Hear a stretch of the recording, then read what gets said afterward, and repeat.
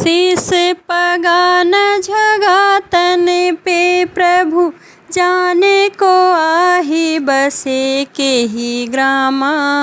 धोती फटी सी लटी दुपटी अरुपाय उपान है की नहीं सामा। द्वार खड़ो द्विज दुर्बल एक रह्यो चकी सो वसुधा अभिरामा। पूछत दीन दयाल को धाम बतावत आपनो नाम सुदामा।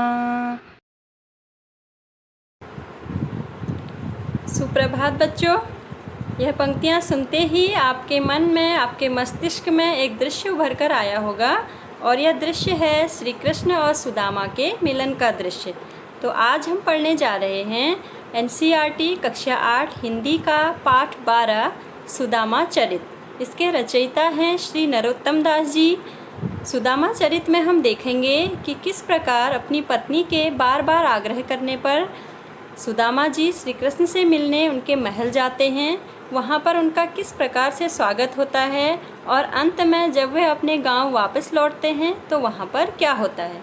तो आइए जानते हैं। शीस पगा न झंगा तन में प्रभु जाने को आही बसे के ही ग्रामा। शीस मीन्स सिर, पगा मीन्स पगड़ी, झंगा मीन्स ढीला ढाला कुर्ता, तन मीन्स शरीर, प्रभु मीन्स श्री कृष्ण भगवान, को मीन्स कौन, आही मीन्स है, के ही मीन्स कौन से, ग्रामा मीन्स गांव।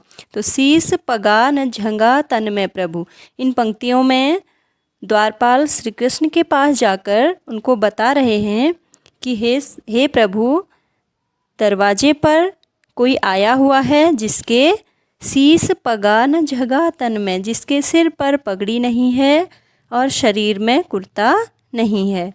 जाने को आही बसे के ही ग्रामा, न जाने कौन आया है और किस गांव में रहता है। धोती फटी सी लटी दुपटी अरुपाय उपानह को नहीं सामा। उसकी धोती फटी हुई है, धोती फटी सी, उसकी धोती फटी हुई है। लटी दुपटी, लटी मीन्स लटकता हुआ, दुपटी मीन्स दुपट्टा या अंगोछा या गमछा। तो उसकी धोती फटी हुई है और उसका दुपट्टा या गमछा फटकर लटक रहा है। और उपाय उपानह को नहीं सामा, पाय मीन्स पाँव, उपानह मीन्स जूता, और उसके पाँव में किसी प्रकार का जूता भी नहीं है। द्वार खड़ो द्विज दुर्बल एक रह्यो चकिसों वसुधा अभिरामा। द्वार खड़ो, द्वार मीन्स दरवाज़ा, खड़ो मीन्स खड़ा है, द्विज मीन्स ब्राह्मण, दुर्बल मीन्स कमज़ोर, चकिसों मीन्स चकित हो रहा है, वसुधा मीन्स पृथ्वी या धरती, अभिरामा मीन्स सुंदर। तो द्वार खड़ो द्विज दुर्बल एक, दरवाजे पर एक कमज़ोर सा ब्राह्मण खड़ा है। रह्यो चकिसों वसुधा अभिरामा, और द्वारका की भूमि को देखकर, द्वारका की सुंदर भूमि को देखकर चकित हो रहा है। पूछत दीन दयाल को धाम बतावत आपनो नाम सुदामा। दीन दयाल मीन्स दीनों पर दया करने वाले यानी कि श्री कृष्ण भगवान। धाम मीन्स महल, बतावत मीन्स बता रहा है, आपनो मीन्स अपना। पूछत दीन दयाल को धाम, वह श्री कृष्ण का महल का रास्ता पूछ रहा है और अपना नाम सुदामा बता रहा है। फिर से सुनेंगे इसको। शीस पगा न झगा तन में प्रभु जाने को आही बसे के ही ग्रामा। हे प्रभु, दरवाजे पर कोई आया हुआ है जिसके सिर पर पगड़ी नहीं है और शरीर में कुर्ता नहीं है। न जाने कौन आया है और किस गांव में रहता है। उस धोती फटी सी लटी दुपटी अरुपाय उपानह को नहीं सामा। उसकी धोती फटी हुई है और उसका गमछा या अंगूछा फटकर लटक रहा है और उसके पैरों में जूता भी नहीं है। द्वार खड़ो द्विज दुर्बल एक रह्यो चकिसों वसुधा अभिरामा।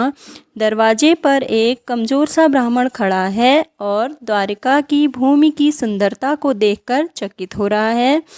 पूछत दीन दयाल को धाम बतावत आपनो नाम सुदामा।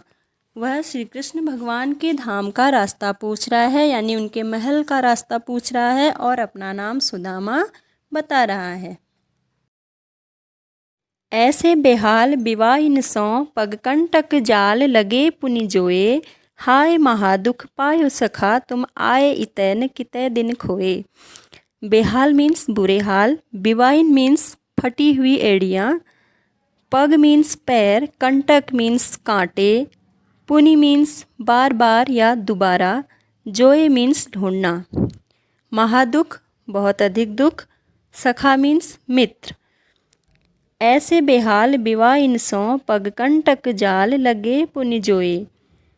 श्री कृष्ण भगवान ने देखा कि सुदामा जी के पैरों की एड़ियाँ फटी हुई हैं और उनके पैरों के बहुत बुरे हाल हुए हैं। पगकंटक जाल लगे पुनि जोए। श्री कृष्ण ने उनके पैरों में जो कांटों के जाल लगे हुए थे उन्हें निकाला और पैरों में बार बार कांटे ढूंढकर श्री कृष्ण भगवान बाहर निकाल रहे हैं। हाय महादुख पायो सखा तुम आए इतैन कितै दिन खोए। श्री कृष्ण कहते हैं कि हे सखा, हे मित्र, तुमने इतने दुख झेल लिए, लेकिन आज से पहले तुम यहाँ क्यों नहीं आए। देखी सुदामा की दीन दशा, करुणा करके करुणा निधि रोए, पानी परात को हाथ छुयो नहीं, नैनन के जल सौ पग धोए। देख सुदामा की दीन दशा मतलब बुरी स्थिति, गरीबी की स्थिति। तो सुदामा की दीन दशा को देखकर करुणा करके करुणा निधि रोए। दया के सागर, करुणा निधि मीन्स दया के सागर यानी कि श्री कृष्ण भगवान। सुदामा की करुण दशा को देखकर दया के सागर श्री कृष्ण भगवान भी रो पड़े। पानी परात को हाथ छुयो नहीं, नैनन के जल सौ पग धोए। उन्होंने पानी के परात को हाथ भी नहीं लगाया और नैनन के जल मीन्स अपने आँखों के पानी से यानी कि अश्रुओं से, आंसुओं से ही सुदामा जी के पैर धो दिए। पानी परात को हाथ छुयो नहीं, नैनन के जल सौ पग धोए। उन्होंने पानी के परात को हाथ भी नहीं लगाया और अपने आंसुओं से ही सुदामा जी के पैर धो दिए। इस पंक्ति में जो है अतिशयोक्ति अलंकार का प्रयोग किया गया है। अतिशयोक्ति अलंकार यानी कि जहाँ पर किसी बात का बड़ा चढ़ाकर वर्णन किया होता है वहाँ पर अतिशयोक्ति अलंकार होता है। तो यहाँ पर कहा गया है कि श्री कृष्ण ने अपने आँखों के जल से यानी कि आंसुओं से सुदामा जी के पैर धो दिए, जबकि आँखों के आंसुओं से पैर धोना संभव नहीं है। मतलब ये है कि श्री कृष्ण को इतना अधिक दुख हुआ कि उनकी आँखों से बहुत ज़्यादा आंसू निकल पड़े। इसको कविता के काव्य सौंदर्य को बढ़ाने के लिए कहा गया है कि पानी परात को हाथ छुयो नहीं, नैनन के जल सौ पग धोए। कछु भाभी हमको दियो, सो तुम काहे न देत।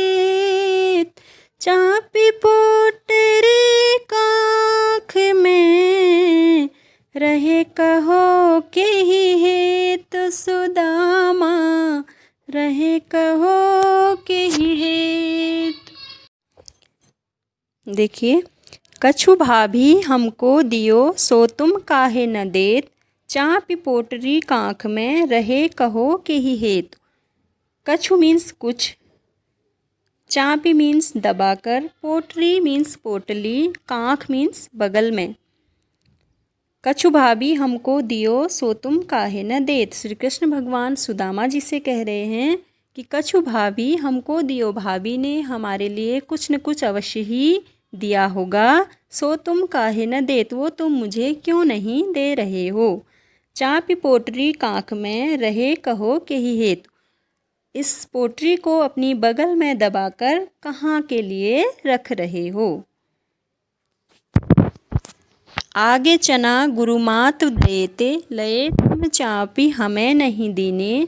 श्याम कहो मुस्काए सुदामा सो, चोरी की बान में हौजू प्रवीणे। आगे चना गुरुमात दयते। अब इन पंक्तियों में श्री कृष्ण सुदामा जी को अपने गुरुकुल के आश्रम के टाइम की या आश्रम के समय की याद दिलाते हुए कह रहे हैं कि आगे चना गुरुमात दयते। जब हम आश्रम में एक साथ पढ़ते थे तब भी गुरु माता ने हमारे लिए चने दिए थे। आगे चना गुरु मात दए थे, पहले भी गुरु माता ने हमारे लिए चने दिए थे। लए तुम चाबी हमें नहीं दीने, वो तुमने ही खा लिए थे यानी चबा लिए थे और मुझे नहीं दिए थे। श्याम कहो मुस्काए सुदामा सो, श्री कृष्ण जो है मुस्कुराते हुए सुदामा से कह रहे हैं कि चोरी की बान में हौजू प्रवीणे, तुम चोरी करने में बहुत ही कुशल या प्रवीण हो गए हो। पोटरी कांख में चापी रहे तुम, खोलत नाही सुधा रस भीने, पाछली बानी अजो न तजो तुम, तैसई भावी के तंदुल कीने। पोटरी कांख में चापी रहे तुम इस पोटरी को अपनी बगल में दबाकर छुपा रहे हो। खोलत नाही सुधा रस भीने, और अमृत के रस में भीगी हुई पोटरी को नहीं खोल रहे हो। सुधा यानी अमृत, सुधा रस भीने मीन्स भीगे हुए, तो अमृत के रस में भीगी हुई पोटरी को नहीं खोल रहे हो। पाछली बानी अजो न तजो तुम, पाछली मीन्स पुरानी, बानी मीन्स आदत, अजो मीन्स आज भी, तजो मीन्स त्यागना। पाछली बानी अजो न तजो तुम, पिछली आदत तुमने अभी भी नहीं छोड़ी है। तैसे ही भाभी के तंदुल कीने, ऐसा ही भाभी के चावलों के साथ भी कर रहे हो। तंदुल यानी कि चावल, तो जैसा तुमने गुरु माता के चनों के साथ किया था वैसा ही भाभी के चावलों के साथ भी कर रहे हो। यह सुदामा चरित का फर्स्ट पार्ट था। सेकंड पार्ट हम सेकंड वीडियो में पढ़ेंगे। Thank you.